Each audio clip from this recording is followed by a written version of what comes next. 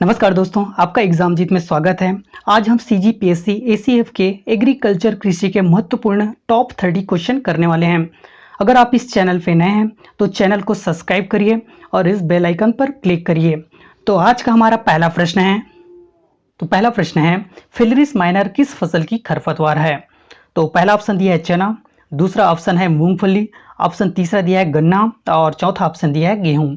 तो फेलिरिस माइनर जो है गेहूं फसल की खरपतवार है, तो ऑप्शन चौथा जो है इसका सही आंसर हो जाएगा। अगला क्वेश्चन देखते हैं। तो अगला क्वेश्चन आपको दिया है, निम्नलिखित में से सबसे उपयुक्त वैज्ञानिक फसल चक्र है। तो सबसे उपयुक्त वैज्ञानिक फसल चक्र इनमें से कौन सा है? पहला ऑप्शन दिया है मक्का, आलू, गन्ना, ऑप्शन दूसरा दिया है आपको मक्का, गेहूं, ऑप्शन तीसरा है मूंग, गेहूं और चौथा ऑप्शन दिया है धान और गेहूं की। तो इसका सही आंसर हो जाएगा ऑप्शन तीसरा, मूंग और गेहूं की फसल जो है वैज्ञानिक फसल चक्र है सबसे उपयुक्त। अगला क्वेश्चन देखते हैं। अगला क्वेश्चन आपको दिया है, भारत में सबसे अधिक गेहूं उत्पादकता किस राज्य में होता है? तो भारत में सबसे अधिक गेहूं उत्पादकता वाला राज्य कौन सा है? पहला ऑप्शन दिया है हरियाणा, ऑप्शन दूसरा है पंजाब, ऑप्शन तीसरा दिया है राजस्थान और चौथा ऑप्शन दिया है उत्तर प्रदेश। तो भारत में सबसे ज़्यादा गेहूं उत्पादक पंजाब राज्य में होता है, तो सही आंसर हो जाएगा ऑप्शन दूसरा। अगला क्वेश्चन देखते हैं। तो अगला क्वेश्चन आपको दिया है, बाजरा की खेती का सबसे अधिक क्षेत्रफल वाला राज्य कौन सा है? तो पहला ऑप्शन दिया है आंध्र प्रदेश, ऑप्शन दूसरा दिया है छत्तीसगढ़, ऑप्शन तीसरा है मध्य प्रदेश और चौथा ऑप्शन दिया है राजस्थान। तो बाजरा की खेती का सबसे अधिक क्षेत्रफल वाला राज्य है, सही आंसर हो जाएगा राजस्थान। चौथा ऑप्शन इसका सही हो जाएगा। अगला क्वेश्चन देखते हैं। तो अगला क्वेश्चन आपको दिया हुआ है, भारत में प्रथम कृषि विश्वविद्यालय 1960 में कहाँ स्थापित किया गया था? तो भारत में प्रथम कृषि विश्वविद्यालय 1960 में कहाँ स्थापित किया गया था? पहला ऑप्शन दिया है आपको पंतनगर, दूसरा ऑप्शन दिया है हिसार, ऑप्शन तीसरा दिया है नई दिल्ली और चौथा ऑप्शन दिया है उदयपुर। तो इसका सही आंसर हो जाएगा ऑप्शन पहला, पंतनगर में जो है भारत का पहला कृषि विश्वविद्यालय 1960 में स्थापना किया गया था और ये पंतनगर जो है उत्तराखंड में स्थित है। अगला क्वेश्चन देखते हैं। तो अगला क्वेश्चन आपको दिया है,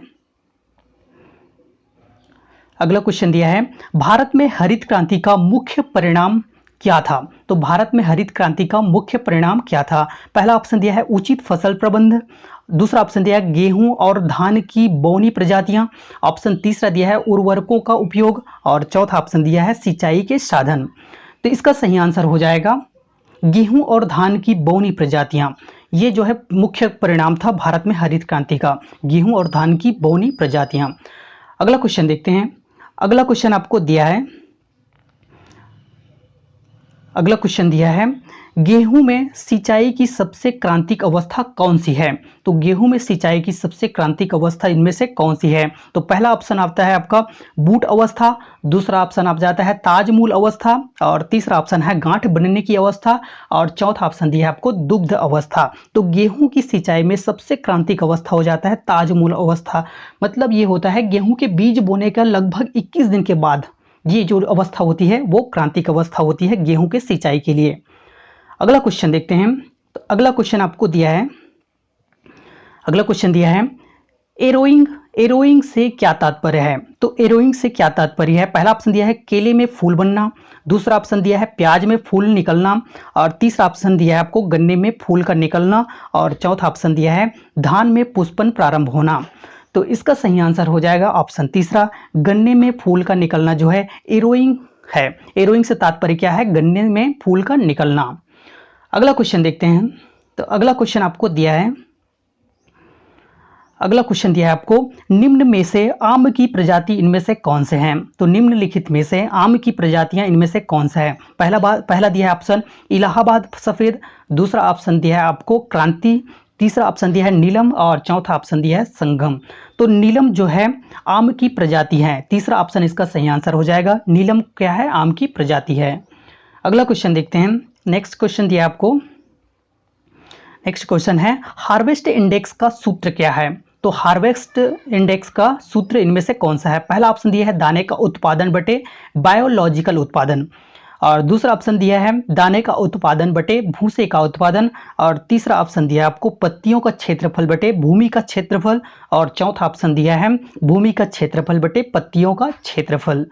तो इसका सही आंसर हो जाएगा ऑप्शन पहला, दाने का उत्पादन बटे बायोलॉजिकल उत्पादन जो है हार्वेस्ट इंडेक्स का सूत्र है। अगला क्वेश्चन देखते हैं। तो अगला क्वेश्चन आपको दिया है, अगला क्वेश्चन दिया है फार्म यार्ड खाद के देने का उचित समय कौन सा है। तो फार्म यार्ड खाद में जो है उचित समय कौन सा है खाद देने का। तो पहला ऑप्शन दिया है बोने के समय, दूसरा ऑप्शन दिया है फसल बोने से 1 माह पहले, और तीसरा ऑप्शन दिया है बोने के 1 सप्ताह बाद, और चौथा ऑप्शन दिया है फसल बोने से 6 माह पहले। तो फसल बोने से 6 माह पहले चौथा ऑप्शन दिया है। तो इसका सही आंसर हो जाएगा ऑप्शन दूसरा, फसल बोने से 1 माह पहले जो है फार्म यार्ड जो है उचित समय होता है खाद देने के लिए, फसल बोने से 1 माह पहले। अगला क्वेश्चन देखते हैं। तो अगला क्वेश्चन आपको दिया है, अगला क्वेश्चन दिया है सामान्य भूमि का कार्बन नाइट्रोजन अनुपात कितना होता है। तो सामान्य भूमि का CN अनुपात कार्बन नाइट्रोजन का रेशियो कितना होता है। तो पहला ऑप्शन दिया है 5:1, दूसरा ऑप्शन दिया है 10:1, और तीसरा ऑप्शन है 16:1, चौथा ऑप्शन दिया है आपको 20:1। तो इसका सही आंसर हो जाएगा ऑप्शन दूसरा, मतलब 10:1 कार्बन का प्रतिशत कितना होता है 10%, और नाइट्रोजन 1% होता है। 10:1 जो है CN रेशियो होता है सामान्य भूमि के लिए। अगला क्वेश्चन देखते हैं। अगला क्वेश्चन दिया है आपको कैल्शियम अमोनियम नाइट्रेट में नाइट्रोजन की मात्रा कितनी होती है। तो कैल्शियम अमोनियम नाइट्रेट में नाइट्रोजन की मात्रा कितनी होती है। पहला ऑप्शन दिया है 16%, दूसरा ऑप्शन दिया है 20%, तीसरा ऑप्शन दिया है 26%, और चौथा ऑप्शन दिया है 32%।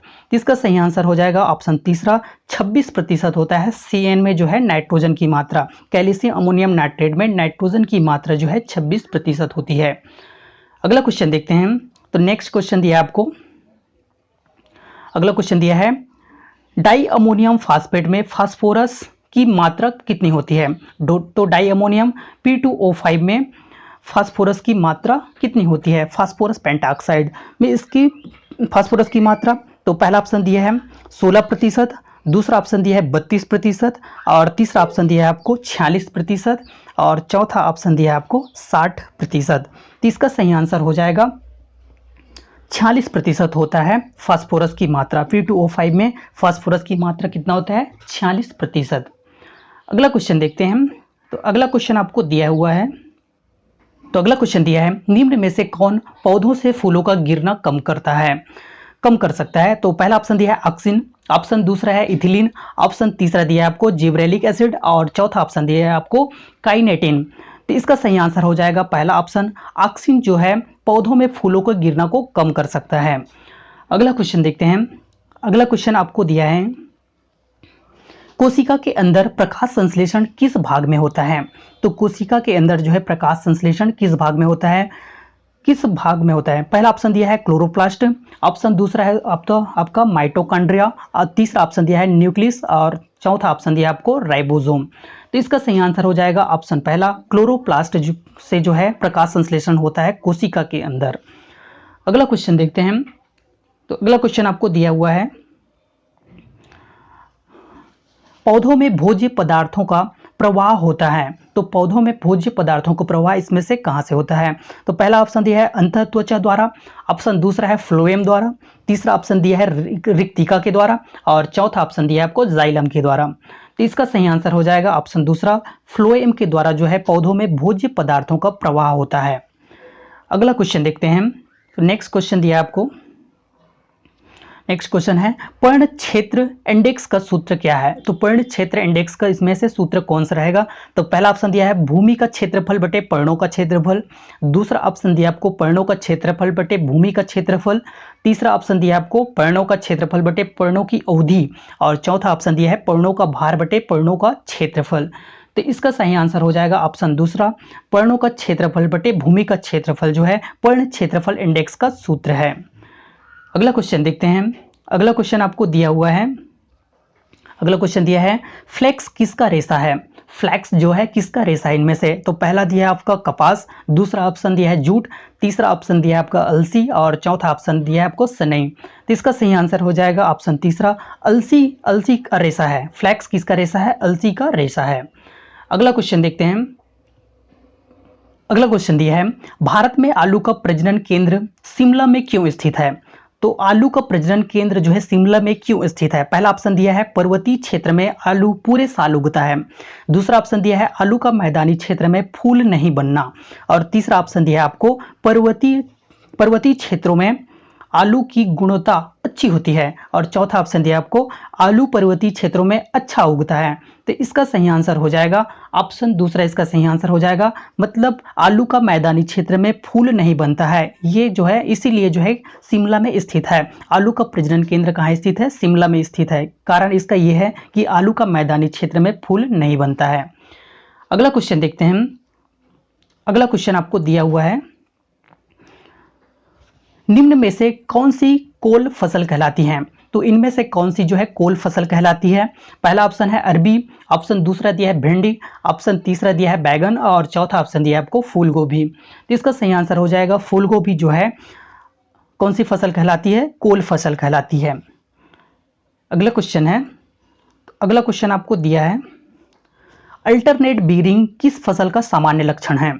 अल्टरनेट बीयरिंग इनमें से कौन से फसल का सामान्य लक्षण है? तो पहला ऑप्शन है नींबू का, ऑप्शन दूसरा है अमरूद का, और तीसरा ऑप्शन दिया है आम, और चौथा ऑप्शन दिया है आपको पपीते का। तो इसका सही आंसर हो जाएगा आम का जो है अल्टरनेट बीयरिंग जो है आम का सामान्य लक्षण है। अगला क्वेश्चन देखते हैं। अगला क्वेश्चन आपको दिया है, अगला क्वेश्चन दिया है, पिक बाल वार्म किस फसल का कीट है? पिक बाल वार्म जो है किस फसल का कीट है? तो पहला ऑप्शन दिया है आपको पत्ता गोभी, दूसरा ऑप्शन दिया है कपास, तीसरा है मूंग, और चौथा ऑप्शन दिया है सरसों। तो इसका सही आंसर हो जाएगा कपास। कपास का जो है पिक बाल वार्म जो है किस फसल का कीट है? कपास का कीट है। अगला क्वेश्चन देखते हैं। तो अगला क्वेश्चन है, मिनिमम सपोर्ट मूल्य से क्या तात्पर्य है? तो पहला ऑप्शन दिया है इस मूल्य पर सरकार क्रय करती है, दूसरा ऑप्शन दिया है किसान इससे अधिक मूल्य पर नहीं बेच सकता, और तीसरा ऑप्शन दिया है न्यूनतम उत्पादन लागत होता है, और चौथा ऑप्शन दिया आपको व्यवसायी इससे कम मूल्य नहीं दे सकता। तो मिनिमम सपोर्ट मूल्य, जिसको हम मिनिमम सपोर्ट प्राइस या जिसको न्यूनतम समर्थन मूल्य भी कहते हैं, इसका सही आंसर हो जाएगा ऑप्शन पहला, इस मूल्य पर जो है सरकार क्रय करती है। अगला क्वेश्चन देखते हैं। अगला क्वेश्चन आपको दिया है, अगला क्वेश्चन दिया है, सबसे प्रभावी प्रसार सेवा इनमें से कौन सा है? तो पहला ऑप्शन दिया है विकास खंड के अधिकारियों की सहायता करना, दूसरा ऑप्शन दिया है ग्राम प्रधान की सहायता करना, तीसरा ऑप्शन दिया है किसानों को अपनी सहायता स्वयं करने के लिए सहायता करना, और चौथा ऑप्शन दिया है स्थानीय व्यापारियों को लाभ पहुंचाना। तो इसका सही आंसर हो जाएगा ऑप्शन तीसरा, किसानों को अपनी सहायता स्वयं करने के लिए सहायता करना। सबसे प्रभावी प्रसार सेवा इसमें से कौन सा रहेगा? किसानों को अपनी सहायता स्वयं करना। अगला क्वेश्चन देखते हैं। तो अगला क्वेश्चन आपको दिया है, अगला क्वेश्चन दिया है, सरसों परियोजना अनुसंधान निदेशालय कहाँ स्थित है? तो सरसों परियोजना अनुसंधान निदेशालय इनमें से कहाँ स्थित है? पहला ऑप्शन दिया है भरतपुर, दूसरा ऑप्शन दिया है जोबनेर, ऑप्शन तीसरे है जोधपुर, और चौथा ऑप्शन दिया है आपको उदयपुर। तो इसका सही आंसर हो जाएगा ऑप्शन पहला भरतपुर। भरतपुर में जो है सरसों परियोजना अनुसंधान निर्देशालय स्थित है। ये भरतपुर जो है राजस्थान में है। राजस्थान मतलब जो है भरतपुर राजस्थान में सरसों परियोजना अनुसंधान निर्देशालय है। अगला क्वेश्चन देखते हैं। अगला क्वेश्चन आपको दिया है, अंतरराष्ट्रीय मक्का एवं गेहूं अनुसंधान सीमेट कहाँ स्थित है? तो अंतरराष्ट्रीय मक्का एवं गेहूं अनुसंधान संस्था कहाँ स्थित है? पहला ऑप्शन दिया है मैक्सिको, दूसरा है नाइजीरिया, तीसरा ऑप्शन दिया आपको फिलीपींस, और चौथा ऑप्शन दिया आपको सीरिया। तो अंतरराष्ट्रीय मक्का एवं गेहूं अनुसंधान केंद्र मैक्सिको में स्थित है। कहाँ स्थित है? मैक्सिको में स्थित है। अगर मैं इसकी स्थापना के बारे में बात करूं तो इसकी स्थापना जो है 1943 में इसकी स्थापना हुई थी सीमेट की। तो आज के लिए बस इतना ही। अगर आपको वीडियो अच्छा लगा हो